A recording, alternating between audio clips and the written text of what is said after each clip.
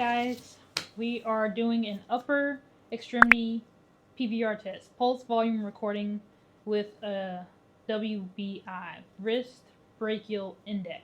So I usually start getting the cuffs from smaller to larger because of the connectors, the lures being in the way. So let's do that. Hi, this is Drew again. I did not say that. Here's my patient Sky. Hi again. She is volunteering to help me out. So we're going to start with the wrist. These are 7 centimeter cuffs, and then we're going to do 10 centimeter and 12. I usually have a patient in a gown, or as long as they don't have thick sleeves on, then that's fine. And here we do them with the patient sitting up. At other facilities I've worked at, we have the patient lying flat. But this gives us better access to both of the wrists when we do the Doppler, so it's a little bit easier that way. Do this exam however your facility wants you to. It's a pretty quick exam, thankfully. Now we gotta get you hooked up. Each machine will have color-coded connectors for you to hook up to each level. We're using this Unetics machine. So with this Unetics machine, we have this octopus, which is... Ooh, I know, I wrote down the name. It's an auto manifold, but we call it an octopus. So there are labels and colors for each level. So we're going to start with the blue, and that's for the first level. And then you got to make sure you're using the correct side. It has R2, so the right arm, R3 should be. We're going to do the same thing with the other side. Got to make sure you hook these things up correctly or your test will not come out right.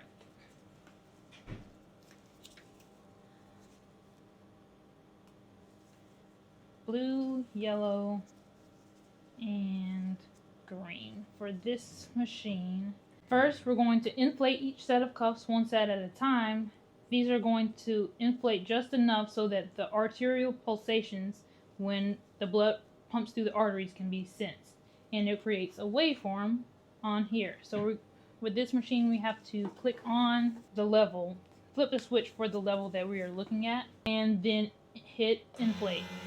The machine pretty much tells you exactly what you need to do. So we're just going to wait till we get 2 even waveforms.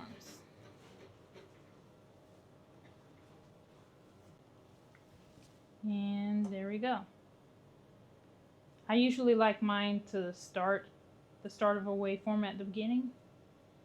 And now we're going down the level. And we're going to inflate.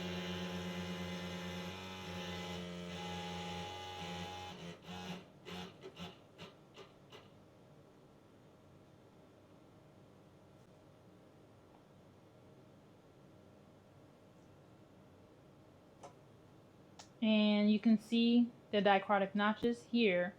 That shows that it's a healthy vessel, but you will not always see those, especially at the wrist level. I just confirmed that with my coworker. And now we're going to go down to the wrist. Flip this and inflate.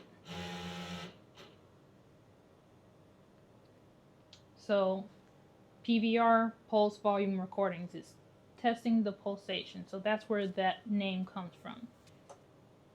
And for this machine, these machines, we make sure it's not underinflated. We make sure that the range is between 62 and 68 millimeters of Hg. So I'm going to see if I can go back a little bit where the number was a little higher. Let's see if that works. Where it's 62. So it doesn't say it's underinflated. So now I'm going to hit next, and that's going to capture that.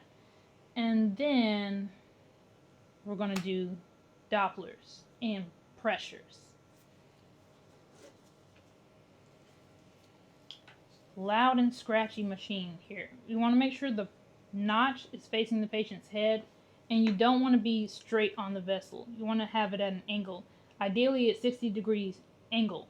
That's the physics for the best Doppler shift. So I'm going to use a little bit of gel. Here we do a little bit of gel right in between the thumb and the index finger. And I'm also going to show you how to do it at the wrist to get the radial artery Doppler. A little bit of gel, cold gel. Make sure the right side is flipped on, and I'm actually going to use this remote to help me make it a little bit easier. And then I'll just hit inflate right here. And see if I can find the artery. I can hear it. So if you can just hear it a little bit, you want to move it around to see if you're actually getting the strongest Doppler signal that you can.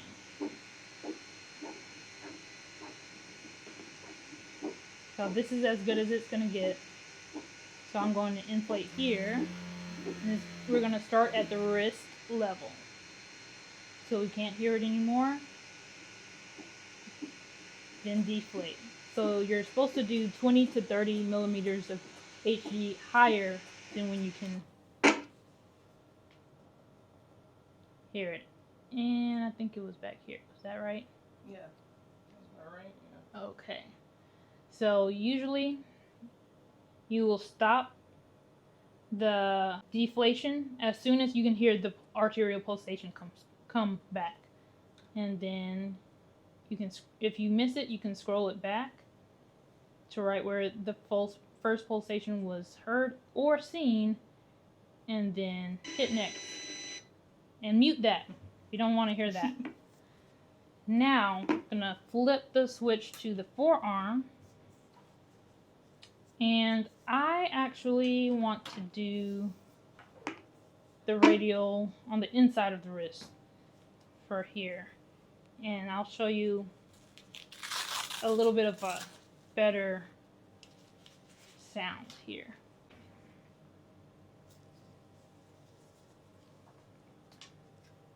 A little bit more gel.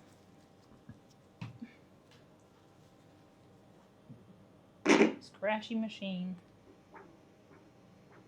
Better signal here. I'm going to increase this volume. There we go. And we're going to inflate. We're going to do the forearm.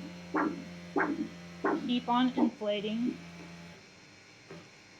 That's where we can't hear it. And then I'm going to deflate. And ready to capture. We have to capture.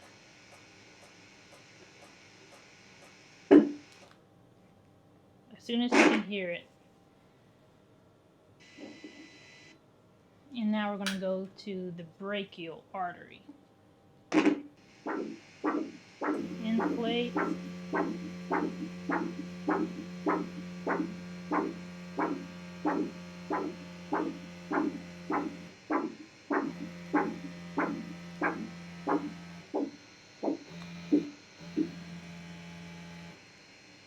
And if your machine doesn't automatically inflate to the level that you need it, keep on hitting inflate.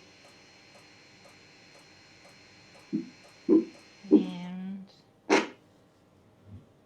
I heard 3 waveforms, so I'm going to go back 3 waveforms, and that was at 138. So we are getting the systolic blood pressure. So now we're going to do the same thing with the other side. Done with the right side. With these machines, you have to make sure you flip the switch every single time. Mm-hmm. I don't think you have to do that with every machine. I've worked with park machines. I don't think I had to do that, if I remember correctly.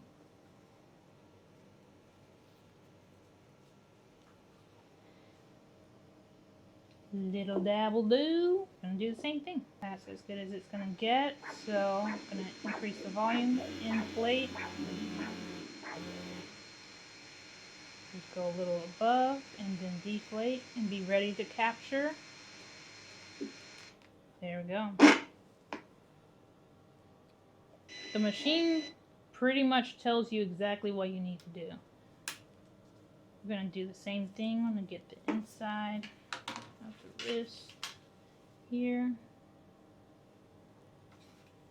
And got that flipped. We're Gucci. So I'm on the thumb side. And inflate.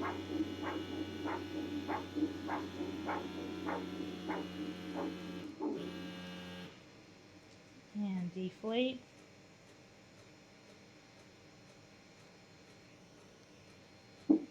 Capture.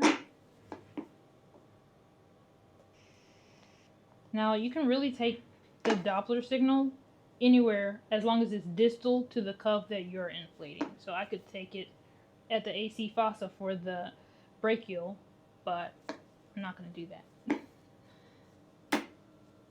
Last one.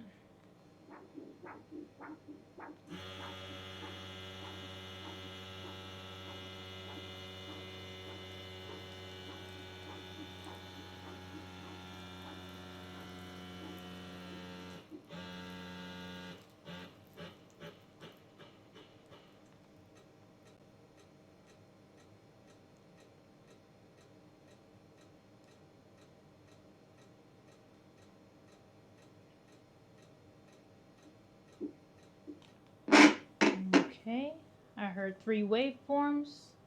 You really have to listen.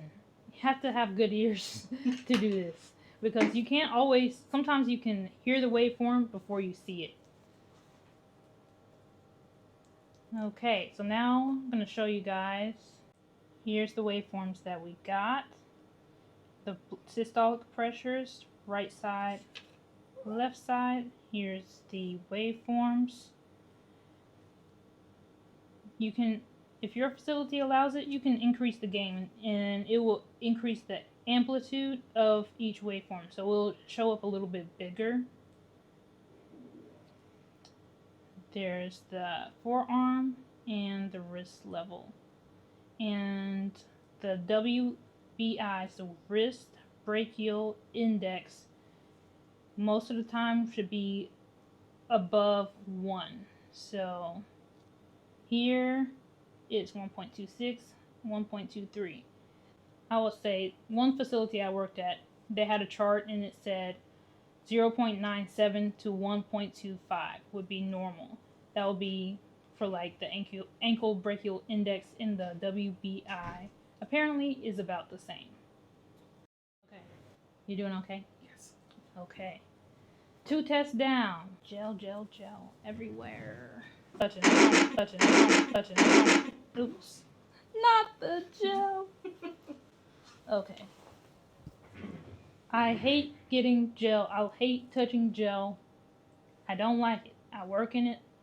I've worked in it for 8 years. Still don't like it. Okay. So that's it for an upper extremity Doppler exam, PVR with WBI exam. I hope you guys found this helpful, and thanks again, Sky. And we're going to do lower extremity PVR, so if you haven't checked out that video, check that out next.